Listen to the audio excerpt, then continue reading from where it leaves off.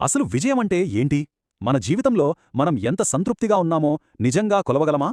చాలామందికి డబ్బు, హోదా ఇలాంటివే సక్సెస్కి కొలమానాలు. కాని నిజంగా ఒక సంపూర్ణమైన జీవితాన్ని కొలవడానికి ఇంతకన్నా మంచి మార్గముంది. ఈరోజు మనం దాని గురించే మాట్లాడుకోబోతున్నాం. పదండి, ఈ అన్వేషణను కలిసి మొదలుపెడదాం. ఈ రోజుల్లో చాలామంది తెలియకుండానే ఒక తప్పుడు ఆటలో చిక్కుకుపోయారు. విజయమంటే ఏంటి? ఆగకుండా కష్టపడటం, ఇంకా ఎక్కువ డబ్బు సంపాదించడం, ఇదే అనే ఒక భ్రమలో బ్రతికేస్తున్నారు. కానీ ఈ పరుగు పందెం చివరికి ఎక్కడికి తీసుకెళ్తుంది? తీవ్రమైన అలసట, ఒత్తిడి, చివరికి అసంతృప్తికి. అంతే. అసలు ఈ ఆటలో భాగంగా మనం రోజు ఎన్ని నిర్ణయాలు తీసుకుంటామో తెలిస్తే నిజంగా ఆశ్చర్యపోతారు. చూడండి, ఒక సగటు మనిషి ప్రతిరోజు సుమారుగా 35,000 నిర్ణయాలు తీసుకుంటాడట. జస్ట్ ఇమాజిన్, పొద్దున్నే ఏం తినాలి అనే చిన్న విషయం దగ్గర్నుంచి రాత్రి ఏ సినిమా చూడాలి అనే దాని వరకు మన మెదడు నాన్ స్టాప్గా పనిచేస్తూనే ఉంటుంది. ఇన్ని వేల నిర్ణయాలు తీసుకోవడం వల్ల ఏమవుతుంది? మన మానసిక శక్తి మొత్తం అయిపోతుంది. దీన్నే డెసిషన్ ఫెటీగ్ లేదా నిర్ణయ అలసట అంటారు. ఇది మనల్ని ఒక ట్రెడ్మిల్ మీద పెట్టి ఆగకుండా పరిగెత్తించినట్టు చేస్తుంది. ఫలితమా? ఎప్పుడూ అలసిపోయినట్టు, ఎందుకో అసంతృప్తిగా ఉన్నట్టు అనిపిస్తుంది. రైటర్ సాహిల్ బ్లూమ్ చెప్పిన ఈ మాట చూడండి. ఈ ఆలోచనే మన మైండ్ సెట్ని పూర్తిగా మార్చేస్తుంది. మనం ఏమనుకుంటాం? రెస్ట్ అనేది పని అయిపోయాక వచ్చే బోనస్ అనుకుంటాం. కానీ ఆయనేమంటున్నారంటే అది మన పర్ఫార్మెన్స్లో ఒక భాగం. అథ్లెట్లు తమ శరీరాన్ని ఎలా చూసుకుంటారో మనం కూడా మన మనసుని, శరీరాన్ని అలానే చూసుకోవాలి. సో రెస్ట్ అనేది పనికి అడ్డంకి కాదు, పనిని ఇంకా బాగా చేయడానికి ఒక టూల్ అన్నమాట. సరే, మరి ఈ ట్రెడ్మిల్ మీద నుంచి ఎలా దిగాలి, ఎలా బయటపడాలి? సింపుల్. మన జీవితాన్ని ఒక పర్సనల్ రీబూట్ చేసుకోవాలి. అంటే ఏంటంటే మన సక్సెస్ని కొలిచే స్కేల్ని, మన స్కోర్ బోర్డ్నే మార్చేయాలి. దీనికోసం సాహిల్ బ్లూమ్ ఒక అద్భుతమైన ఫ్రేమ్వర్క్నిచ్చారు. ఆయనే సాహిల్ బ్లూమ్. ఆయన ప్రతిపాదించిన ఈ కొత్త ఫ్రేమ్వర్క్ విజయాన్ని కొలిచే పద్ధతినే మార్చేస్తుంది.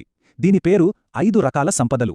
అంటే ఇది కేవలం మన బ్యాంక్ అకౌంట్లో ఎంత డబ్బుంది అని మాత్రమే చూడదు, మన జీవితంలోని 5 కీలకమైన అంశాలని పరిగణనలోకి తీసుకుంటుంది. ఇది మన పాత స్కోర్ బోర్డుని పక్కన పెట్టి ఒక కొత్త పవర్ఫుల్ స్కోర్ బోర్డుని మన ముందుంచుతుంది. సరే, మరి ఈ కొత్త స్కోర్ బోర్డులో ఉన్న ఆ 5 రకాల సంపదలేంటో చూద్దామా? ఇవి మన జీవితానికి ఒక కంప్లీట్ పిక్చర్ని ఎలా ఇస్తాయో తెలుసుకుందాం.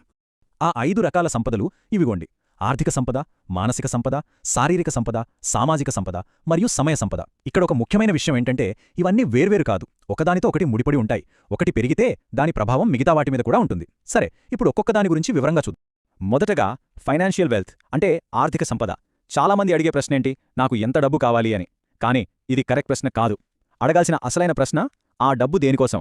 ఎందుకంటే డబ్బు అనేది ఒక గమ్యం కాదు, అది మన లక్ష్యాలను చేరుకోవడానికి ఒక సాధనం, ఒక టూల్ మాత్రమే. మన పిల్లల చదువు కోసమా, మన తల్లిదండ్రుల ఆరోగ్యం కోసమా, లేక ప్రపంచాన్ని చుట్టి రావడానికా? ఆ పర్పస్, ఆ ఉద్దేశం స్పష్టంగా ఉన్నప్పుడే ఆ డబ్బుకి నిజమైన విలువ వస్తుంది. ఇక రెండవది మానసిక సంపద అంటే మెంటల్ వెల్త్. దీన్ని అర్థం చేసుకోవడానికి ఇకిగాయ్ అనే ఒక జాపనీస్ కాన్సెప్ట్ చాలా బాగా హెల్ప్ అవుతుంది.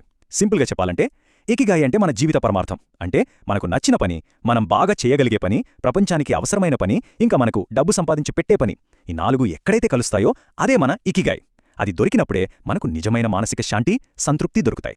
మూడవది శారీరక సంపద. ఈ ఒక్క మాట ఆలోచించండి. మీ శరీరాన్ని మరో 70 ఏళ్లు జీవించాల్సిన ఇల్లుగా భావించండి. ఎంత పవర్ఫుల్ కదా! మన జీవితంలో ఎన్ని ఇళ్ళు మారినా చివరి వరకు మనం ఉండే ఏకైక ఇల్లు మన శరీరం.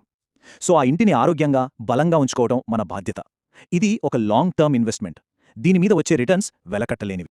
ఇక నాలుగోది సోషల్ వెల్త్ అంటే సామాజిక సంపద. ఈ ఒక్క ప్రశ్న గురించి ఆలోచించండి. మన అంత్యక్రియలలో ముందు వరుసలో ఎవరు కూర్చుంటారు? ఒక్క క్షణం ఆలోచిస్తే మన చుట్టూ 100 మంది ఫ్రెండ్స్ ఉండొచ్చు. కానీ మన జీవితంలో నిజంగా ముఖ్యమైన వాళ్ళు ఎవరు? మన కష్టసుఖాల్లో మనతో పాటు నిలబడేది ఎవరు? ఆ కొన్ని లోతైన, అర్థవంతమైన బంధాలే మన అసలైన సామాజిక సంపద. చివరిగా 5వది సమయ సంపద, టైం వెల్త్. ఈ నెంబర్ చూడండి, 20. ఇది చూస్తే షాక్ అవుతాం. ఎందుకో తెలుసా? ఒక్కసారి ఆలోచించండి. మన తల్లిదండ్రుల వయసు 60 ఏళ్లనుకుందాం. మనం వాళ్లని సంవత్సరానికి ఒకసారి కలుస్తున్నామనుకుందాం. అప్పుడు వాళ్ల జీవితకాలంలో మనం వాళ్లని కలవబోయేది బహుశా మరో 20 సార్లు మాత్రమే. మన జీవితంలో సమయం చాలా పరిమితం. దాన్ని మనకిష్టమైన వాళ్లతో గడపడానికన్నా విలువైనదింకేముంటుంది చెప్పండి? సరే, ఇప్పటిదాకా మనం ఈ 5 రకాల సంపదల గురించి తెలుసుకున్నాం. ఇదంతా వినడానికి చాలా బాగుంది. కానీ ఈ ఐడియాలని మన డైలీ లైఫ్లో ఎలా అప్లై చెయ్యాలి? దానికోసం లైఫ్ రేజర్ అనే ఒక పవర్ఫుల్ టూల్ గురించి ఇప్పుడు చూద్దాం. అసలు ఈ లైఫ్ రేజర్ అంటే ఏంటి? సింపుల్గా చెప్పాలంటే ఇది మన జీవితానికి ఒక పర్సనల్ రూల్ ఆఫ్ థంబ్, ఒక మార్గసూచి. జీవితంలో కొన్నిసార్లు కన్ఫ్యూషన్ వస్తుంది కదా, ఏ దారిలో వెళ్లాలో తెలియదు. అలాంటి టైంలో ఈ లైఫ్ రేజర్ మనకు ఏది నిజంగా ముఖ్యమో గుర్తుచేసి సరైన నిర్ణయాలు తీసుకోవడానికి హెల్ప్ చేస్తుంది. ఒక మంచి లైఫ్ రేజర్కి 3 క్యారెక్టరిస్టిక్స్ ఉండాలి. 1, అది మన కంట్రోల్లో ఉండాలి, బయటి పరిస్థితుల మీద డిపెండ్ అవ్వకూడదు. 2, అది ఒక పాజిటివ్ రిపుల్ ఎఫెక్ట్ని క్రియేట్ చెయ్యాలి. అంటే అది మన జీవితంలోని ఇతర విషయాల మీద కూడా మంచి ప్రభావాన్ని చూపించాలి. ఇక 3, మనం ఎలాంటి వ్యక్తిగా ఉండాలనుకుంటున్నామో దాన్ని అది స్పష్టంగా చెప్పాలి, ఒక కంపస్లా మనకు దారి చూపించాలి. మరి మన సొంత లైఫ్ రేజర్ని ఎలా క్రియేట్ చేసుకోవాలి? చాలా సింపుల్.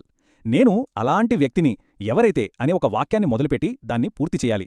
కొన్ని ఉదాహరణలు చూద్దాం. నేను అలాంటి వ్యక్తిని ఎవరైతే పొద్దున్నే లేచి కష్టమైన పనులు చేస్తారో, లేదా నేను అలాంటి వ్యక్తిని ఎవరైతే సౌకర్యం కంటే ఎదుగుదలని ఎంచుకుంటారో. ఇలాంటి ఒక వాక్యం మనకి ఏది ముఖ్యమో ఎప్పటికప్పుడు గుర్తుచేస్తూ మన డెసిషన్స్ని చాలా ఈజీ చేస్తుంది. ఇప్పుడు మనం మాట్లాడుకున్న ఈ కాన్సెప్ట్స్ అన్నింటినీ కలిపి ఒక పవర్ఫుల్ కథతో ముగిద్దాం. నిజమైన సంపద అంటే ఏంటో ఈ కథ చాలా బాగా చెప్తుంది. ఒక పార్టీ జరుగుతోంది. ఆ పార్టీ ఇచ్చిన అతను ఒక బిలియనేర్. అదే పార్టీలో జోసెఫ్ హెల్లర్ అనే రచయిత కూడా ఉన్నారు. ఆ బిలియనేర్ హెల్లర్ రాసిన ఫేమస్ బుక్ క్యాచ్ 22 చరిత్రలో సంపాదించిన దానికన్నా ఎక్కువ డబ్బు ఒక్క రోజులో సంపాదించాడట. అప్పుడు హెల్లర్కో ఒకరి విషయం చెప్తే ఆయన ఇలా అన్నారట, అతను ఎప్పటికీ పొందలేనిది నా దగ్గర ఒకటి ఉంది. అదేంటంటే నా దగ్గర చాలు అనే జ్ఞానం.